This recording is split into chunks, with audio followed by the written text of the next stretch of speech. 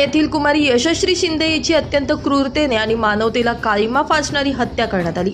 दिवसेंदिवस अशा घटना संपूर्ण देशामध्ये वाढत आहेत। या प्रकारांमुळे केवळ महाराष्ट्रात नव्हे तर देशभरात संताप व्यक्त होतोय।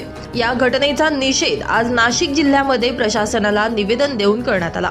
यावेळी निवेदनामध्ये महाराष्ट्रात लवकरात लवकर लव जिहाद आणि धर्मांतर बंदी कायदा लागू करण्यात यावा, यशश्री शिंदे हिची निर्घृण हत्या करणाऱ्या नराधमाला भर चौकात फाशीची शिक्षा देण्यात यावी अशी मागणी करण्यात आली। यावेळी रणरागिणी शाखा, भारतीय स्त्री शक्ती व समस्त हिंदुत्वनिष्ठ संघटनांचे प्रतिनिधी आदी उपस्थित होते। नमस्कार।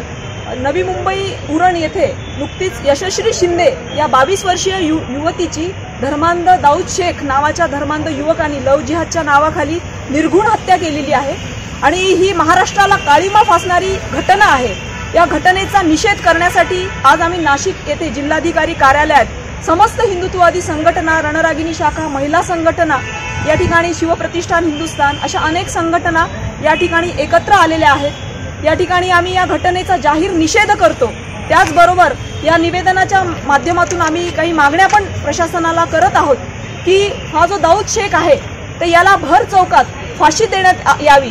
त्याचबरोबर मागच्या 3 वर्षांमध्ये महाराष्ट्रामध्ये जवळपास 1 लाख मुली बेपत्ता झालेल्या आहेत। यामागे काही मोठं षडयंत्र तर नाही ना, लव जिहाद तर नाही ना, याची सखोल चौकशी करण्यासाठी स्वतंत्र पथक नेमण्यात यावं। ज्याप्रमाणे उत्तर प्रदेशमध्ये लव जिहादच्या विरोधात कठोर कायदे करण्यात आले, यावर कारवाई करण्यासाठी अँटी स्क्वॉड पथक नेमण्यात आलं। त्या धर्तीवर महाराष्ट्रातही हे पथक नेमण्यात यावं।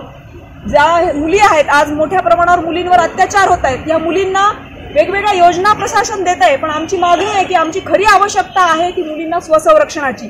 तर शासनाच्या वतीने सगळ्या शाळा कॉलेजमध्ये मुलींना स्वसंरक्षणाचे धडे देण्यात यावे, मुलींच्या सुरक्षेची व्यवस्था करण्यात यावी अशी मागणी आम्ही या निवेदनाच्या माध्यमातून करतो। जय श्रीराम, जय महाराष्ट्र। ब्युरो रिपोर्ट, नाशिक माझा न्यूज, नाशिक।